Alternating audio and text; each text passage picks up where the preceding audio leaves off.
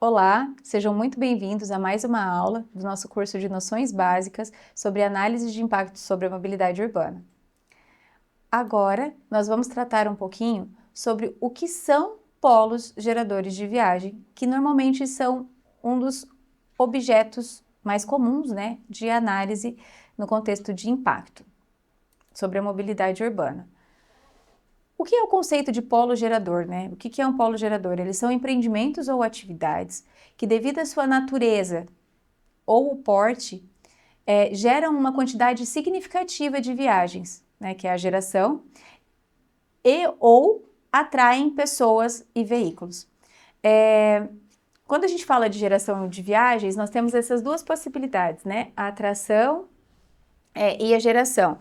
Mas o termo que a gente normalmente usa, assim, mais genérico, é geração de viagens, porque independente se ela é atraída ou se ela é gerada, em algum momento tem um motivador, que nós já falamos nas aulas anteriores sobre os motivos das viagens. Então, se ele é um motivador da viagem, ele é um polo gerador. E se ele é de onde sai a viagem, ele é um polo gerador de viagem também. Mas aí, então agora o que eu vou trazer é que nós temos o conceito, O que é a diferença entre geração? Então, o polo gerador é aquele que gera e ou atrai viagens significativamente em função do seu porte ou da sua natureza. E aí, falando então propriamente do conceito de geração de viagens, o que é a geração? É o número de viagens que tem o polo, por exemplo, como ponto de partida. Então, quais são as viagens geradas por um polo? É aquelas que têm o polo como ponto de partida daquela viagem. Normalmente, um dos principais, se não o único, mas o principal polo gerador são as residências. Porque as pessoas saem das residências e aí vão para algum lugar para fazer alguma coisa, aí seja um shopping, seja um mercado, enfim. Mas eu gero viagens normalmente quando eu sou esse local de estadia, Pode ser a residência, pode ser um hotel, enfim, mas ele tem essa característica de local de onde saem as viagens. Já a atração das viagens é esse local de onde eu saio de casa para eu ir para, Então, falando da atração de viagens, é o número de viagens que tem o polo como um ponto de chegada. Então, um shopping é um grande atrator de viagens, um show é um grande atrator de viagens. São esses locais que normalmente as pessoas não moram. Então, elas vão para lá, no trabalho, um prédio comercial, um prédio de serviço, eles são atratores de viagem. Eu saio do meu local de estadia, normalmente para ir para esse local. Isso explicado, falando a respeito agora dos tipos, de polos geradores, como que eu faço, para identificar o que tipo de polo gerador é, se é um polo gerador ou não, e quais são as características principais deste tipo de polo gerador. Nós trazemos alguns diferentes nessa aula aqui, que acho que engloba todos os principais.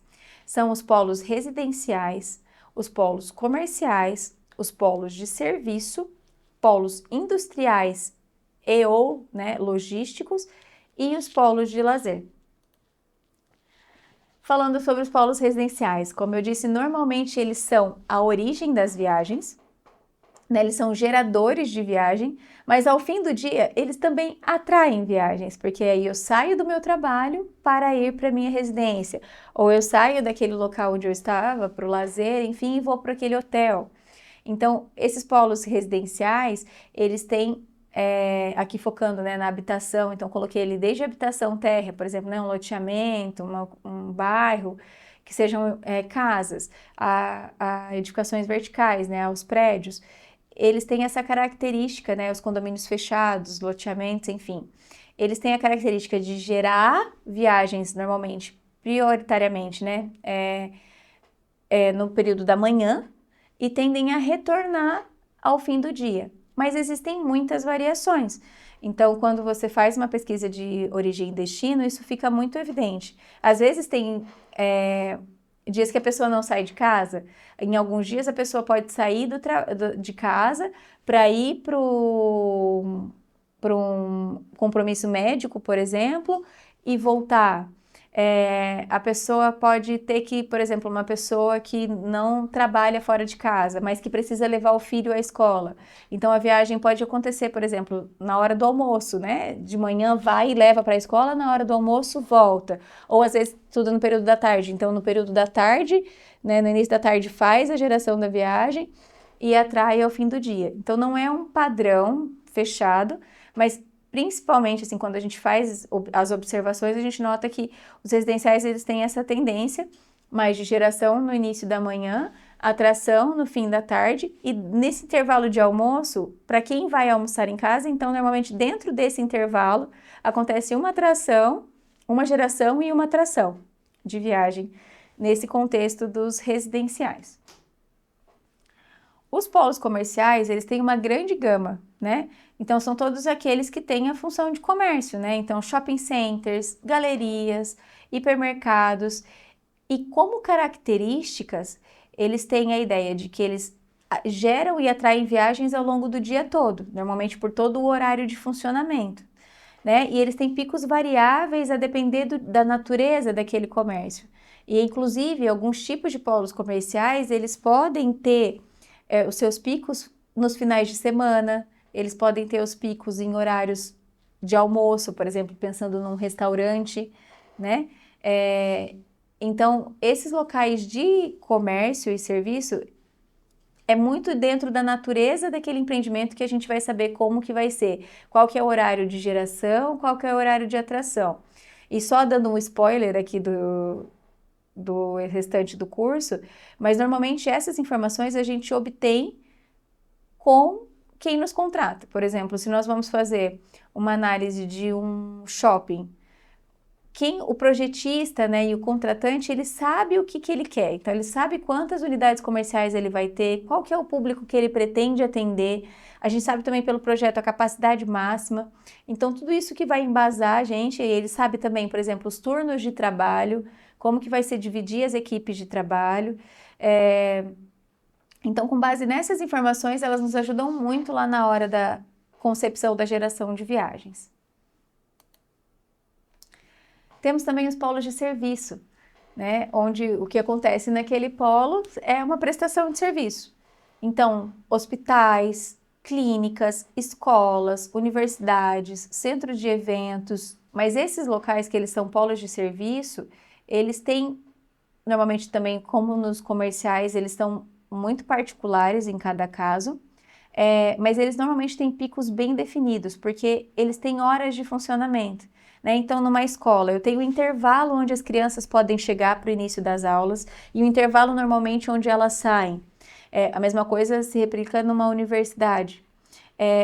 Os hospitais eles já têm uma característica de distribuição um pouco mais aleatória, mas quando eu falo, por exemplo, em clínica médica, ela vai ter um horário de atendimento. Então, esses tipos de uso, eles têm, né, no caso de prestação de serviço, eles têm polos muito específicos e às vezes tendem a ter as viagens muito concentradas. Falando sobre o exemplo da escola, e depois vocês vão entender o porquê eu tenho falado tanto da escola, mas as escolas, por exemplo, a depender também, depende muito do contexto do município que está sendo, né, implantado aquele polo. Mas, normalmente, a chegada dos alunos ocorre no intervalo de 15 minutos. Então, é muito concentrado. Como a gente fala daquelas unidades, né, que eu falei do fluxo, das análises de capacidade, normalmente a gente fala em veículos por hora, mas quando eu estou considerando uma escola, a gente percebe que a concentração dessas viagens, ela é em um período de tempo muito curto. A chegada de funcionários, por exemplo, também num turno de uma empresa, eles são muito curtos. E aí faz com que você tenha esses picos mais sentidos, né? Essa geração, essa atração de viagens, ela seja mais significativa dentro de um pouco período de tempo, mas também tem como característica que logo depois elas se espalham. Então, é uma análise muito particular e realmente depende muito de cada tipo de serviço prestado neste polo.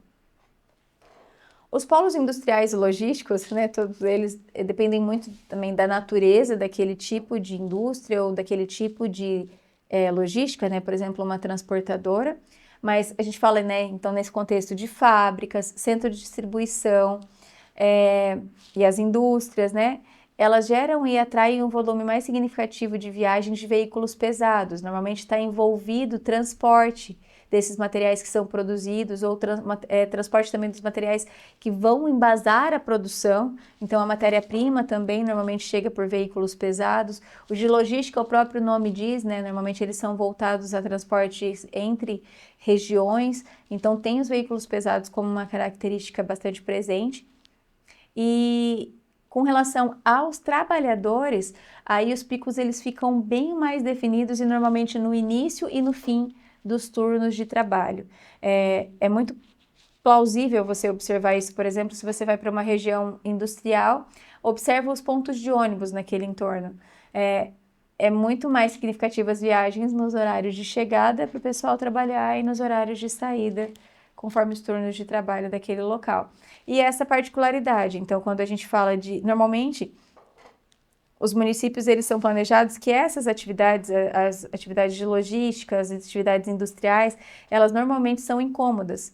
Então, é muito comum que os municípios tenham áreas específicas voltadas para implantações de empreendimento desses tipos de polos. Então, normalmente são locais que têm um sistema viário mais amplo, as vias são mais amplas, né, são maiores para viabilizar, por exemplo, as manobras dos veículos grandes, sem que ocorra, né, passar por cima da calçada, enfim. São locais que tendem a ser distante das áreas residenciais, em função das possíveis poluições, dos incômodos, né, tipo de barulho e tudo mais. Então, normalmente os municípios têm áreas separadas para esse tipo de polo, exatamente baseado nessas particularidades. E aí o sistema viário, assim como todo o restante, ele tem que ser pensado para comportar esse tipo específico de ocupação. E também temos, então, os polos mais legais, que são os polos de lazer, como, por exemplo, parques temáticos, estádios, teatros. E, claro, voltamos a dizer, cada um tem um funcionamento, né, os picos muito proporcionais, né, em função do tipo de uso que é dado, mas uma característica bastante específica é, por exemplo, quando tem eventos, né, falando no parque temático, normalmente ele já tem as viagens distribuídas ao longo do dia, mas, por exemplo, tem uma geração mais significativa tendencialmente aos finais de semana do que durante a semana. Os estádios, por exemplo, né, independente, hoje os estádios são muito utilizados para shows, né, mas eles são voltados normalmente a práticas esportivas, eles vão ter uma grande geração no horário do evento. Então, por exemplo, quando, né, nós tivemos a Copa do Mundo aqui no Brasil, onde são localizados esses polos geradores, normalmente se pensam em modos de transportes estruturantes para fazer essas ligações e transporte de massa. Porque pensando numa capacidade de um estádio gigantesco, por exemplo, se você for pensar que todos os usuários vão ter que ir de transporte individual para aquele local, vai faltar espaço, vai faltar muito sistema viário para comportar essas viagens. Então, por exemplo, uma medida, né, quando você vai implantar um estádio, é você pensar em formas de transporte coletivo estruturantes e que esse transporte coletivo tenha essa capacidade de atender essa demanda desse local de forma satisfatória. Atividades de lazer, enfim, eventos, eles têm essa característica de que, por exemplo, se eu falo de um teatro, normalmente as peças ao longo da semana, elas vão acontecer no período da noite, que normalmente não é o horário de pico da circulação da cidade como um todo, mas pode gerar um pico naquele local no período da noite. E aí como que é a circulação naquele entorno nesse período, né? Neste momento em que vai ser a maior atração daquele polo. Tudo isso precisa ser analisado no contexto das análises de mobilidade. Então, o que nós tratamos aqui nesta aula? Nós falamos o que são os polos geradores, falamos então da geração e atração de viagens, a diferença desses conceitos, né, e como que a gente considera para falar que a viagem foi gerada ou atraída para aquele local, e a gente consegue quantificar essas viagens por meio da geração, que vai ser um dos objetos de aprendizagem desse curso. E também trouxemos, né, os diferentes tipos de polos geradores, né, focando, né, nas particularidades de cada um deles. Então, temos os residenciais, os comerciais, os polos de serviço, os polos industriais e logísticos e os polos de lazer. Muito obrigada, até a próxima!